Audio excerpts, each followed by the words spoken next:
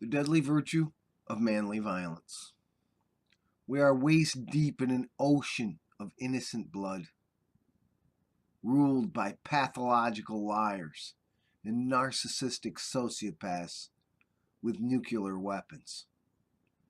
As thought provoking as the debate on gun violence is, I also find it to be insensitive to this horrible time of hopelessness in the face of a ruling elite bought and paid for by those who promote perpetual war for profit and hope to instill violence and brutality as a way to solve our international militant corporate empire, social police brutality, and personal domestic violence problems.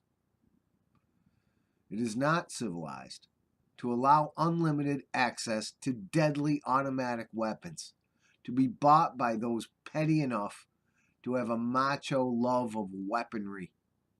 Nor is it ethical to sell death to disturbed and desensitized young men, confused and distracted, and made ignorant by sports, brutality, killer games, and movies.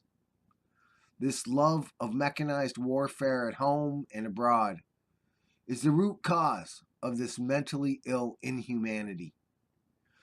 This warrior cult mentality has ruled the world for 10,000 years to support the militant invasion of other countries through a dead economy for the poor, with no other jobs but military ones for young poor people, and unlimited wealth and pleasure for warmongers who profit off death, and the perverted pathological liars in government who take bribes from the NRA.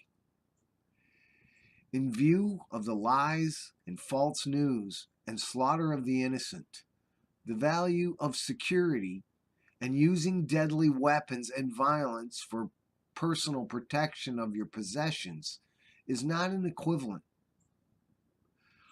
I do not believe in the fallacy that having a gun means you can resist the fascism of totalitarian governments with weapons of mass destruction.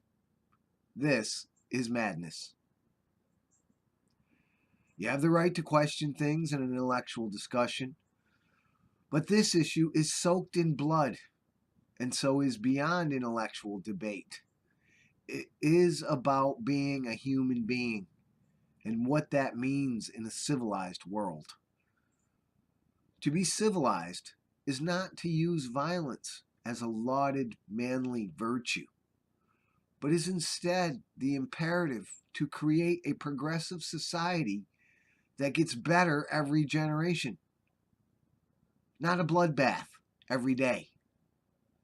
It means no guns and no violence and no more war. Period. No question about it.